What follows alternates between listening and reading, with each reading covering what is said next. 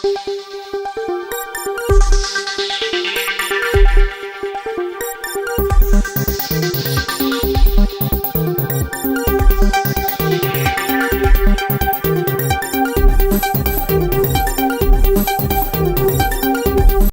ಸಚಿವ ಸಂಪುಟದಿಂದ ಕೆಎನ್ ರಾಜಣ್ಣ ಅವರನ್ನು ವಜಾ ಮಾಡಿರುವುದು ಖಂಡನೀಯ ಎಂದು ಗುತ್ತಿಗೆದಾರರ ಸಂಘದ ಅಧ್ಯಕ್ಷ ರಾಧೇಶ್ಯಾಮ್ ತಿಳಿಸಿದರು. ಪಟ್ಟಣದ ಪ್ರವಾಸಿ ಮಂದಿರದಲ್ಲಿ ಸುದ್ದಿಗೋಷ್ಠಿ ನಡೆಸಿ ಮಾತನಾಡಿದ ಅವರು, ಸಹಕಾರಿ ಸಚಿವ ಕೆಎನ್ ರಾಜಣ್ಣ ಅವರು ತುಮಕೂರು ಜಿಲ್ಲೆಯ ಧೀಮಂತ ನಾಯಕರಾಗಿದ್ದು ಅವರನ್ನು ಸಂಪುಟದಿಂದ ವಜಾ ಮಾಡಿದ್ದು ಈ ಅನ್ಯಾಯವನ್ನು ನಾವು ಸಹಿಸುವುದಿಲ್ಲ. ಕೂಡಲೇ ಕೆಎನ್ ಅವರನ್ನು ಸಂಪುಟಕ್ಕೆ ಮತ್ತೆ ಸೇರಿಸಬೇಕು ಎಂದು ತಾಲೂಕು ಗುತ್ತಿಗೆದಾರರ ಪರವಾಗಿ ಆಗ್ರಹ ಮಾಡಿದರು. ಗುತ್ತಿಗೆದಾರ ಜಯಣ್ಣ ಮಾತನಾಡಿ, ಬಡವರ ಬಂಧು, ಬಡವರ ಏಳಿಗೆಗಾಗಿ ದುಡಿಯುವಂತಹ ವ್ಯಕ್ತಿಯಾಗಿದ್ದು ಜಿಲ್ಲೆಯಲ್ಲಿ ಮಾತ್ರವಲ್ಲದೆ ಇಡೀ ರಾಜ್ಯದಲ್ಲೂ ಕೂಡ ಪ್ರಭಾವಿ ನಾಯಕರಾಗಿರುವಂತಹ ಕೆಎನ್ಆರ್ ಅವರನ್ನು ವಜಾ ಮಾಡಿದ್ದು ರಾಜಣ್ಣನವರ ಮಾತುಗಳು ತಪ್ಪು ತಿಳಿದುಕೊಂಡು ಹೈಕಮಾಂಡ್ ತಪ್ಪು ನಿರ್ಧಾರ ಕೈಗೊಂಡಿದೆ. ಈ ವಿಚಾರವನ್ನು ವಿಮರ್ಶೆ ಮಾಡಬೇಕು. ಅವರು ಎರಡನೆಯ ದೇವರಾಜು ಅರಸು ಇದ್ದ ಹಾಗೆ ತಾಲೂಕಿನ ಸರ್ವತೋಮುಖ ಅಭಿವೃದ್ಧಿಗೆ ಶ್ರಮಿಸಿದ್ದಾರೆ. ಅವರನ್ನು ಮತ್ತೆ ಸಚಿವ ಸಂಪುಟಕ್ಕೆ ಸೇರಿಸಿಕೊಳ್ಳುವಂತೆ ಸೋನಿಯಾ ಗಾಂಧಿ, ರಾಹುಲ್ ಗಾಂಧಿ, ಸುರ್ಜೇವಾಲಾ, ಮಲ್ಲಿಕಾರ್ಜುನ್ ಖರ್ಗೆ, ಸಿದ್ದರಾಮಯ್ಯರವರಲ್ಲಿ ಮನವಿ ಮಾಡಿದರು. ಗುತ್ತಿಗೆದಾರ ಮಂಜುನಾಥ್ ಮಾತನಾಡಿ, ಕೆಎನ್ ರಾಜಣ್ಣನವರನ್ನು ಸಂಪುಟದಿಂದ ವಜಾ ಮಾಡಿದ್ದು ಮತ್ತೆ ಸಂಪುಟಕ್ಕೆ ಸೇರಿಸಬೇಕು, ಇಲ್ಲದಿದ್ದರೆ ಮುಂದಿನ ದಿನಗಳಲ್ಲಿ ಕಾಮಗಾರಿಯನ್ನು ಸ್ಥಗಿತಗೊಳಿಸಲಾಗುವುದು ಎಂದರು. ಸಂದರ್ಭದಲ್ಲಿ ಗುತ್ತಿಗೆದಾರರಾದ ಶ್ರೀಧರ್, ಆರಾಧ್ಯ, ವೆಂಕಟಕೃಷ್ಣ ರೆಡ್ಡಿ, ಮಂಜುನಾಥ್, ಮಹೇಶ್, ಸಾದಿಕ್, ನಾಗರಾಜು, ಮಂಜುನಾಥ್, ನಾಗರಾಜು, ಮಹೇಶ್, ಪವನ್, ದ್ವಾರಕನಾಥ್, ಮಹೇಶ್, ಓಂಕಾರ್, ಚಿನ್ನಪ್ಪ ರೆಡ್ಡಿ, ಚಿಕ್ಕರಾಮಯ್ಯ, ಜನಾರ್ದನ ರೆಡ್ಡಿ, ಬ್ಯಾಟಪ್ಪ, ಬಿಲ್ ಮುಂತಾದವರು ಹಾಜರಿದ್ದರು. ನಮ್ಮ ಮಧುಗಿರಿ ತಾಲೂಕಿನ ಎಲ್ಲ ಗುತ್ತಿಗೆದಾರರ ಪರವಾಗಿ ನಾವು ಇಲ್ಲಿ ಸಭೆ ಸೇರುವ ಉದ್ದೇಶವೇನೆಂದರೆ, ಸಹಕಾರಿ ಸಚಿವರ ಕೆಎನ್ ರಾಜಣ್ಣ ಧೀಮಂತ ನಾಯಕರು, ಮಧುಗಿರಿ ತಾಲೂಕಿನ ಶಾಸಕರು ಅವರನ್ನು ಯಾವುದೇ ಇದು ಏನು ನೇರ ನುಡಿ ಮಾತಿಗೆ ಅವರನ್ನು ಸಹಕಾರ ಸಚಿವರಿಂದ ವಜಾ ಮಾಡಿರ್ತಾರೆ. ಅದರ ವಿರುದ್ಧವಾಗಿ ನಾವು ಕಾಂಗ್ರೆಸ್ ಸಮಿತಿಯನ್ನು ಖಂಡಿಸಿ ನಾವು ಈ ಪತ್ರಿಕಾಗೋಷ್ಠಿಯನ್ನು ಕರೆದಿರ್ತೀವಿ. ಇದರಲ್ಲಿ ರಾಜಣ್ಣವರು ಅಂದಿರೋ ಮಾತಲ್ಲಿ ಯಾವುದೇ ತಪ್ಪಿಲ್ಲ. ಅವರು ಮೊದಲಿಂದನೂ ಅಷ್ಟೇ, ಅವರು ನೇರವಾಗಿ ಮಾತಾಡೋದು. ಅದೇ ರಾಜಣ್ಣ ಸಾಹೇಬರು ಬೇರೆ ಪ್ರತಿಪಕ್ಷದವ್ರು ಬೈದಾಗಲ್ಲ ಇದೇ ಕಾಂಗ್ರೆಸ್ನವ್ರು ಹೊಗಳಿದ್ದೀರ. ಆದರೆ ಇವತ್ತು ಈ ಅನ್ಯಾಯ ಯಾಕೆ ರಾಜಣ್ಣವ್ರಿಗೆ? ರಾಜಣ್ಣ ಅವರು ಒಂದು ಕಾಂಗ್ರೆಸ್ಸಿನ ಶಕ್ತಿ. ಮಧುಗಿರಿ ಒಂದೇ ಅಲ್ಲ, ತುಮಕೂರು ಜಿಲ್ಲೆ 10 ತಾಲೂಕುಗಳನ್ನು ಮ್ಯಾನೇಜ್ ಮಾಡುವಂಥ ಶಕ್ತಿ ಇದೆ ಅವರಿಗೆ.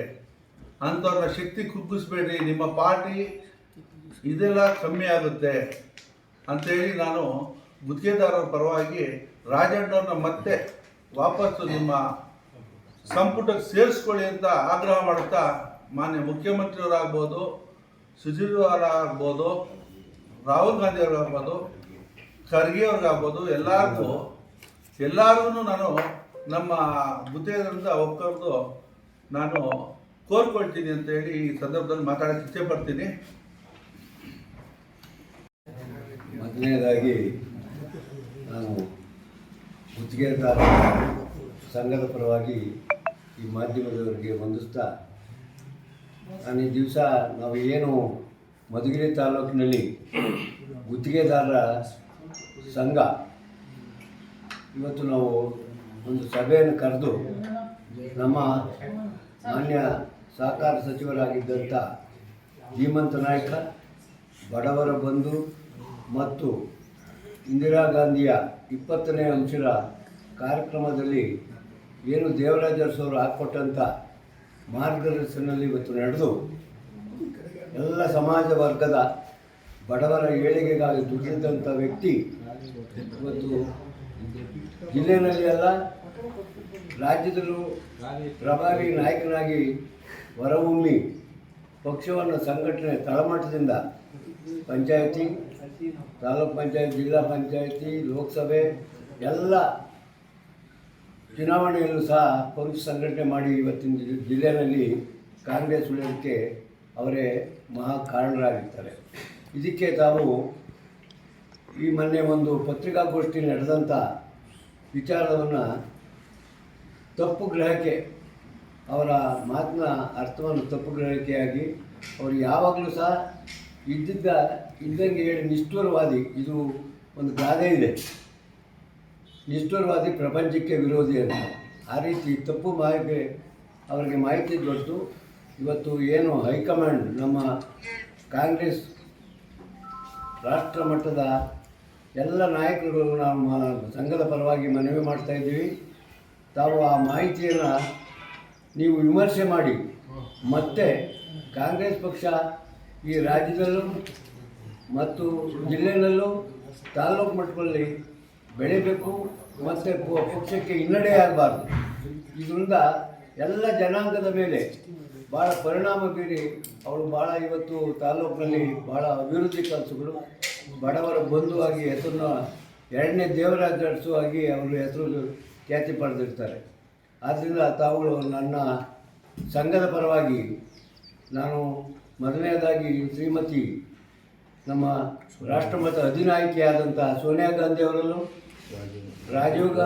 ರಾಹುಲ್ ಗಾಂಧಿ ಅವರನ್ನು ಮತ್ತು ಖರ್ಗೆ ಅವರನ್ನು ಸುರ್ಜೇವಾಲಾ ಅವರನ್ನು ವೇಣುಗೋಪಾಲ್ ಅವರು ಎಲ್ಲ ಏನು ರಾಷ್ಟ್ರಮಟ್ಟದ ಒಂದು ಈ ರಾಷ್ಟ್ರ ಸಮಿತಿ ಇದೆಯಲ್ಲ ಕಾಂಗ್ರೆಸ್ ಸಮಿತಿ ಎಲ್ಲ ಪದಾಧಿಕಾರಿಗಳಿಗೂ ಈ ಒಂದು ವರದಿಯನ್ನು ತರಿಸ್ಕೊಂಡು ತಾವು ಪರಮ ವಿಮರ್ಶೆ ಮಾಡಿ ಅವರಿಗೆ ಈ ಮತ್ತೆ ಸಚಿವ ಸಂಪುಟದಲ್ಲಿ ಸ್ಥಾನಮಾನವನ್ನು ಕೊಟ್ಟು ಪಕ್ಷದ ಏಳಿಗೆ ಮುಂದಿನ ಚುನಾವಣೆಯಲ್ಲಿ ಇವತ್ತು ನಮಗೆ ನೋವಾಗಿದೆ.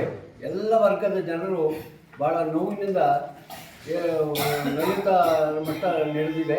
ಆದ್ದರಿಂದ ತಾವುಗಳು ಯಾವುದೇ ಕಾರಣಕ್ಕೂ ಎಲ್ಲ ಈ ಒಂದು ವಿಚಾರನ ವಿಮರ್ಶೆ ಮಾಡಿ ಮತ್ತೆ ಅವರಿಗೆ ಸ್ಥಾನ ದೊರಕಿಸ್ಕೊಡ್ಬೇಕಂತಂದು ನಾನು ಎಲ್ಲ ರಾಷ್ಟ್ರ ಮಟ್ಟದ ಮುಖಂಡರು, ಮಾನ್ಯ ಮುಖ್ಯಮಂತ್ರಿಗಳು, ಇಲ್ಲಿ ಆದಂಥ ಶಿವಕುಮಾರ್ ಸಾಹೇಬರು ಅಧ್ಯಕ್ಷರಾದಂಥ ಎಲ್ಲ ನಾಯಕರು ರಾಜ್ಯದ ಇವರೆಲ್ಲರೂ ಒಗ್ಗೂಡಿ ಅವರು ಮತ್ತೆ ರಾಜ್ಯದಲ್ಲಿ ಸಂಪುಟ ದರ್ಜೆ ಸ್ಥಾನಮಾನವನ್ನು ಕೊಟ್ಟು ನಮ್ಮ ಬಡವರ ಏಳಿಗೆಗಾಗಿ ಮತ್ತು ಪಕ್ಷ ಮುಂದಿನ ಚುನಾವಣೆಗೆ ಅತಿ ಹೆಚ್ಚಿನ ಜವಾಬ್ದಾರಿ ತಗೊಂಡು ಅವರಿಗೆ ಜಯ ಗಳಿಸೋಕ್ಕೆ ಅನುಕೂಲ ಮಾಡಿಕೊಡ್ಬೇಕಾಗಿ ನಾನು ತಮ್ಮಲ್ಲಿ ಸೇವೆ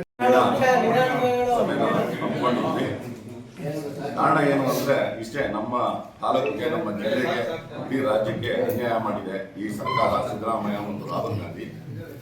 ಮುಂದಿನ ದಿನಗಳಲ್ಲಿ ನಾವು ಗುತ್ತಿಗೆದಾರರು ಇದೇ ಏನಾದರೂ ನಮ್ಮ ರಾಜಣ್ಣನ ಸಂಪುಟಕ್ಕೆ ತಗೊಳ್ಳಿಲ್ಲ ಅಂದರೆ ಎಲ್ಲ ಕೆಲಸಗಳು ಕಾಮಗಾರಿಗಳನ್ನ ಸ್ಥಗಿತಗೊಳಿಸ್ತೀವಿ. ಮತ್ತೆ ಈ ಮೀಡಿಯಾದವರು ದಯವಿಟ್ಟು ಈಗ ಏನ್ ಮಾಡಿದ್ರೆ ಗೊತ್ತಾ, ಪೂರ್ತಿ ಅಣ್ಣವ್ರು ಮಾತಾಡಿರೋ ವಿಡಿಯೋನ ಪೂರ್ತಿ ನೀವು ಪ್ಲೇ ಮಾಡಿಲ್ಲ, ಎಡಿಟ್ ಮಾಡಿ ಏನೋ ಅದೇನೋ ಮಾದೇಪುರದ್ದು ಸುಮ್ಮನೆ ಸ್ವಲ್ಪ ಎಡಿಟ್ ಮಾಡಿ ಅದನ್ನೇ ಪ್ಲೇ ಮಾಡ್ತಿದ್ದೀರಾ. ಫುಲ್ ವಿಡಿಯೋ ಹೇಳಿ ಮಾದೇಪುರದಲ್ಲಿ ದಟ್ಟನಾಗಿರೋ ಸತ್ಯ, ಕಳ್ಳ ವೋಟ್ ಮಾಡಿರೋ ಸತ್ಯ, ಆಮೇಲೆ ರಾಹುಲ್ ಗಾಂಧಿ ಪರವಾಗಿ ನಿಲ್ತೀನಿ, ನಂದೂ ಐತೆ ಬೆಂಬಲ ಅಂತೇಳಿ ಪೂರ್ತಿ ವಿಡಿಯೋದಲ್ಲಿ ಮಾತಾಡಿದ್ದಾರೆ. ಅದನ್ನ ನೀವು ಸ್ವಲ್ಪ ಮಾಡಿ, ಸ್ವಲ್ಪ ಎಡಿಟ್ ಮಾಡಿ ಅದನ್ನೇ ಪ್ಲೇ ಮಾಡ್ತಿದ್ರ. ನೀವು ಮೀಡಿಯಾದವರು ತಪ್ಪು ಸಂದೇಶ ಕಳಿಸ್ಬೇಡಿ. ನಿನ್ನೆ ಪ್ರಜಾಶಕ್ತಿ ತುಮಕೂರು ಮೀಡಿಯಾದವರು ಪೂರ್ತಿ ವಿಡಿಯೋ ಹಾಕಿದ್ದಾರೆ ನೋಡಿ. ಅಣ್ಣವ್ರು ಮಾತಾಡಿರೋದು ಆ ಕ್ಲಿಪ್ ನೋಡಿದ್ರೆ ಸತ್ಯಾಂಶ ಏನು ಅಂತ ಗೊತ್ತಾಗ್ತದೆ. ರಾಹುಲ್ ಗಾಂಧಿಗೆ ನನ್ನ ಬೆಂಬಲ ಇದೆ ಅಂತ ಹೇಳಿ ಅವತ್ತು ಮಾತಾಡಿದ್ದಾರೆ, ಅದರಲ್ಲಿ ಪೂರ್ತಿ ವಿಡಿಯೋದಲ್ಲಿ ಮಾದೇಪುರದ್ದು ಮಾತಾಡಿದ್ದಾರೆ. ಅದನ್ನ ಯಾಕೆ ನೀವು ತಿರ್ಚಿದ್ರ ಅಂತ ನನಗೆ ಗೊತ್ತಾಗ್ತಿಲ್ಲ. ಅದೊಂದು. ಮತ್ತೆ ರಾಹುಲ್ ಗಾಂಧಿನೂ ಅಷ್ಟೇ, ರಾಜಣ್ಣವರಿಗೆ ಆಗಿರೋ ಏನು ರಾಜಕೀಯದಲ್ಲಿ ವಯಸ್ಸಾಗಿರೋ ಅಷ್ಟು ರಾಹುಲ್ ಗಾಂಧಿಗೆ ವಯಸ್ಸಾಗಿಲ್ಲ. ಆತ ರಾಷ್ಟ್ರೀಯ ನಾಯಕ, ಒಂದು ಯೋಚನೆ ಮಾಡಿ ತೀರ್ಮಾನ ತಗೋಬೇಕಾಯ್ತು. ನೋಟಿಸ್ ಕೊಟ್ಟು ಫಸ್ಟ್ ಹೇಳಿಕೆ ತಗೊಂಡು ಆಮೇಲೆ ತೀರ್ಮಾನ ತಗೋಬೇಕಾಯ್ತು. ಒಂದು ಸಿದ್ದರಾಮಯ್ಯ 236 ಜನದಲ್ಲಿ ಫಸ್ಟ್ಗೆ ಸಿದ್ದರಾಮಯ್ಯ ವಿಚಾರ ಬಂದ್ರೆ ರಾಜಣ್ಣವರೇ ಮುಂದಿರ್ತೀವಿ. ಅವ್ರ ಪರವಾಗಿ ಧ್ವನಿ ಎತ್ತಿದೆ ಇವರು, ನೇರವಾಗಿ ಮಾತಾಡ್ತಿದ್ದು ಇವರು. ಡಿ ಕೆ ಶಿವಕುಮಾರ್ ಎದುರಾಕೊಂಡಿದ್ದು ಇವರು, ಇವ್ರಿಗೋಸ್ಕರ ಸಿದ್ದರಾಮಯ್ಯಗೋಸ್ಕರ. ಸಿದ್ದರಾಮಯ್ಯ ತಡೆಗೆ ಆಗ್ತಿಲ್ವಾ? ಇದು ಎಷ್ಟು ಅನ್ಯಾಯ ಮಾಡೋದು ಸಿದ್ದರಾಮಯ್ಯರು. ಸಿದ್ದರಾಮಯ್ಯನಿಂದನೇ ರಾಜಣ್ಣವ್ರಿಗೆ ಅನ್ಯಾಯ ಆಗಿರೋದು. ಅವ್ರನ್ನ ಸಮರ್ಥಿಸ್ಕೊಂಡು ಇವತ್ತು ಗುರಿಯಾಗಿ ಇವತ್ತು ಬಲಿಪಶು ಮಾಡೋರು ರಾಜಣ್ಣವ್ರನ್ನ. ಇದು ಸಿದ್ದರಾಮಯ್ಯ ನೇರ ಹೊಣೆ. ಸಿದ್ದರಾಮಯ್ಯ ಯಾವುದೇ ಕಾರಣಕ್ಕೂ ರಾಜಣ್ಣವ್ರನ್ನ ಬಿಟ್ಕೊಡ್ದು ಸಂಪುಟಕ್ಕೆ ಸೇರಿಸ್ಕೋಬೇಕು ಅಂತ ಹೇಳಿ ಗುತ್ತಿಗೆದಾರರ ಪರವಾಗಿ ನಾನು ಆಗ್ರಹಿಸ್ತೀನಿ. ನಮಸ್ಕಾರ.